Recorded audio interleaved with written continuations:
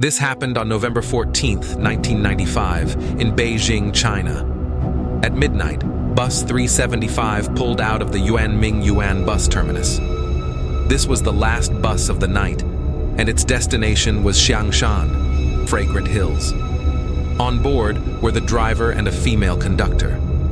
The night was bitterly cold, and a harsh wind was blowing. It stopped at the south gate next to the Summer Palace, and when the doors opened, 4 passengers got on. An old lady, a young couple, and a young man. The young couple sat up at the front behind the driver, while the old lady and the boy sat on the other side of the bus beside the doors.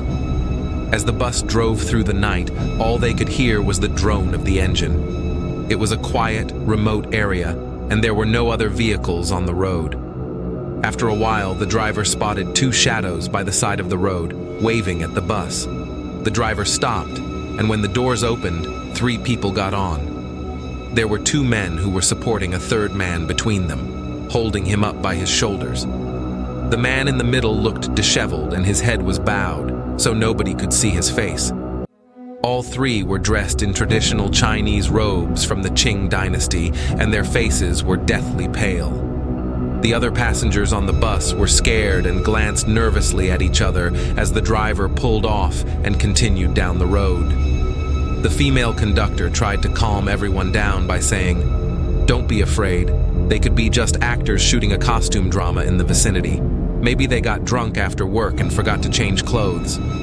The old woman kept turning around and staring at the 3 strangers who were seated at the back of the bus. There was an eerie silence. None of the passengers said a word. All they could hear was the wind whistling outside. After 3 or 4 stops, the young couple got off the bus. The driver and the female conductor were chatting and laughing. The old lady suddenly jumped to her feet and hit the young man sitting in front of her. She was shouting and making a big fuss, telling everyone that he had stolen her purse. The young man stood up and started arguing with her, but the old woman grabbed him by the collar and demanded that the driver let them off at the next stop so she could bring him to the police station. The young man was speechless. When the bus stopped, the old lady dragged the young man out. They watched as the bus drove off into the night, and the old lady breathed a sigh of relief. "Where's the police station?" asked the young man. "There is no police station," the old lady replied. "I just saved your life." "What? How did you save my life?" the young man asked, puzzled. "Those 3 people were ghosts," the old lady replied. "Ever since they got on the bus, I had my doubts about them, so I kept looking back at them. It so happened that there was a wind blowing through the window, and I saw everything. It lifted their long robes, and I saw that they had no legs." The young man stared at the old lady in surprise. He started to sweat. He couldn't say a word. The old lady called the police and told them what she had seen. The next day, Bus 375 failed to report to the station. It had vanished along with the driver and the female conductor. The police searched the entire city, but couldn't find a trace of it.